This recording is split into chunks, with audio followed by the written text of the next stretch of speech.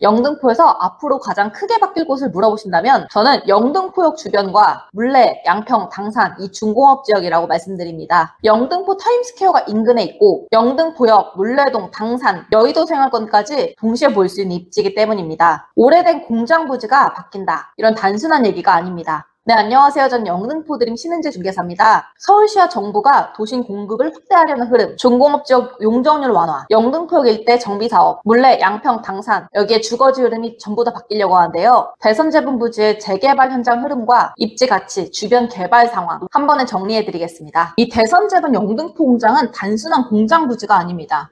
서울 서남권 산업을 이끌었던 지역이었습니다. 과거에는 공장 부지였지만 앞으로는 주거, 업무, 상업, 문화 기능이 섞여있는 복합 개발 가능성이 있는 땅입니다. 대선 재분 부지는 크게 두 가지로 나눠서 봐야 됩니다. 첫 번째는 대선 재분 공장 부지 자체의 개발 방향입니다. 두 번째는 뭐냐면 대선 재분 일대 도시 정비형 재개발 구역의 진행 상황입니다. 현재 공개 자료를 보면 영등포 대선 재분 일대 재개발 1구역 제1지구는 사업 시행인가 단계까지 진행된 것으로 확인이 됩니다.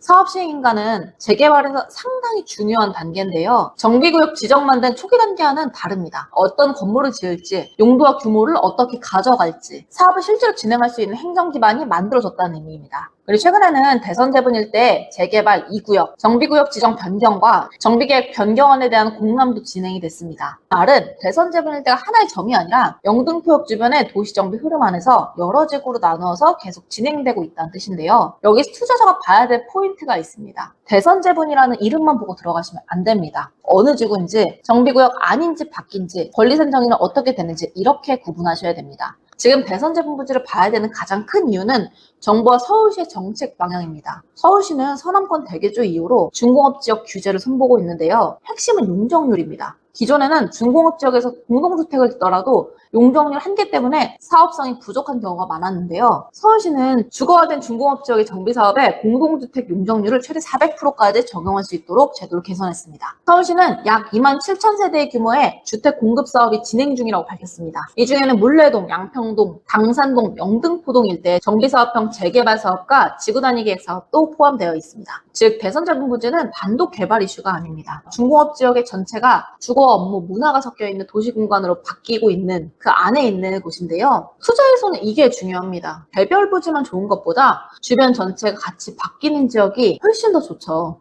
대선 재분 부지 입지가 좋은 이유가 있는데요. 첫 번째는 영등포역 생활권입니다. 영등포역은 1호선, 경부선, 신안산선, 상업시설, 버스 노선이 모여있는 서남권 핵심 거점입니다. 두 번째는 타임스퀘어 가까운 상권인데요. 타임스퀘어, 신세계백화점, 롯데백화점, 영등포시장, 물레동 상권까지 생활 인프라가 이미 갖춰져 있습니다. 세 번째는 여의도 접근성인데요. 영등포에서 여의도는 물리적으로 가깝습니다. 여의도 금융업무지구의 직장인들 수요를 받을 수 있고요. 네 번째는 물레, 양평, 생활권까지 이렇게 이어집니다. 대선 재분 부지는 이 생활권을 연결하는 위치에 있는데요. 단순 주거지가 아니라 사람들이 찾아오는 지역으로 바뀔 가능성이 높죠. 이게 투자에서는 굉장히 중요합니다. 부동산의 가치는 결국 수요가 모이는 곳에서 만들어지기 때문인데요. 살고 싶은 수요, 일하러 오는 수요, 소비하러 오는 수요, 투자하러 오는 수요가 같이 붙는 곳이 강하거든요. 대선 재분 일대는 이 네 가지 모두를 기대해 볼 만한 자리라고 할 수 있습니다. 또 영등포는 재개발, 재건축을 통해서 총 6만 가구가 넘는 주택 공급을 추진하는 곳인데요. 그중에 양평, 당산, 물레, 영등포동 권역에 1만 가구 넘는 공급이 이렇게 언급되고 있습니다. 그럼 투자자들은 대선 재분 일대를 어떻게 봐야 될까요? 첫째는 입지 이소성, 두 번째는 정책 수혜 가능성입니다. 정부와 서울시가 도심 공급을 이렇게 늘리려면 결국 이미 인프라가 있는 곳을 이렇게 활용해야 되는데요. 정비만 제대로 되면 공급 효과가 빠르게 나타날 수 있습니다. 대선 재분 일대 투자하시려는 분들은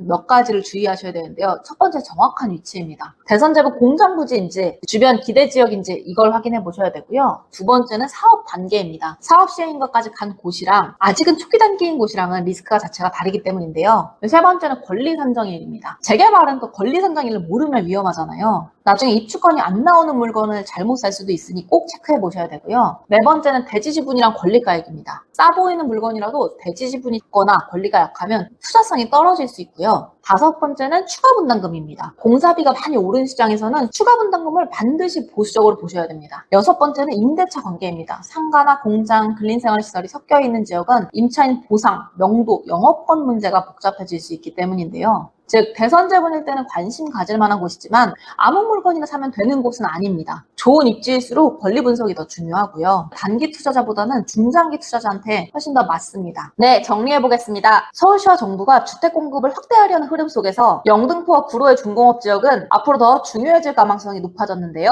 영등포 일대 재개발이 궁금하시다면 위의 번호로 연락 주시면 되겠습니다. 오늘 도움 되셨다면 구독과 좋아요 부탁드립니다.